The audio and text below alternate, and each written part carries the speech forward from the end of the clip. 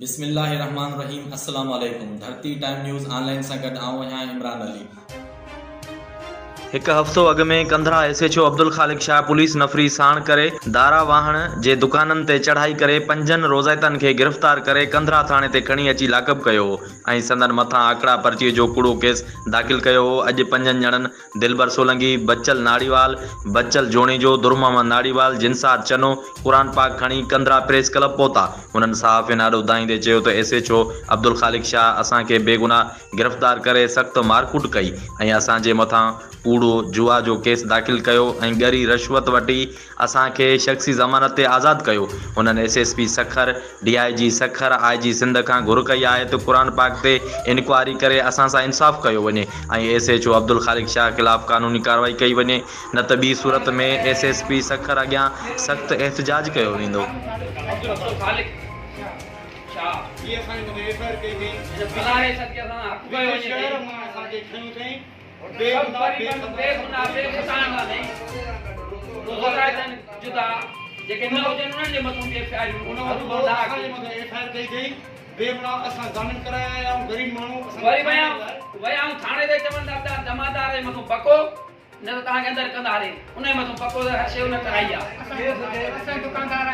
असांजे दुकान में बदी खणी हुआ न असां जुआ खेॾी आहे न असां क़ुरान पाक धरे ॾिठा असांखे जो जुआ खेॾी हुजे असांखे क़ुरान पाक पुॼंदो।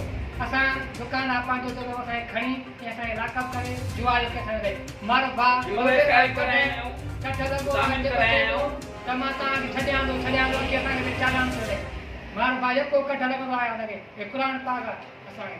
उन खां पोइ मां दलको कमु कंदो आहियां विच शहर मां मूंखे झिटी मां खयो अथई। उन खां पोइ मूंसां जेकी वारदात कई अथई लठियुनि जी उन खां पोइ थाणे जे पहुचे खां पोइ FIR करे छॾी मां दारावण जाऊं जो विच शहर मां अखियूं ॿधी मूंखे खयो अथई। अखियूं ॿधी कंहिं ॾोहारी खे खणिबो आहे, कंहिं मुजरिम खे खणिबो आहे।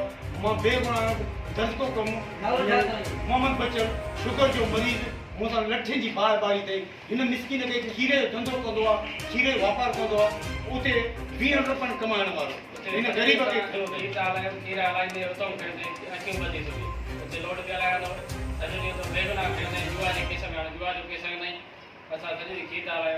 असांजे ॻोठ मां हर नंढे ॿार खां पुछो त जुआ खेॾी हुजे त असांखे उहो असांखे ॿधी वञे त असांखे कोई बि गवाही ॾेई वञे त जुआ खेॾंदा आहिनि तव्हां हाली इंक्वायरी कयो। दाणा वाणा नंढो ॿार बि चए त जुआ खेॾंदा आहिनि पोइ असांखे जेको केस हणे असांखे क़बूल आहे। पैसा वठी छॾी वियो आहे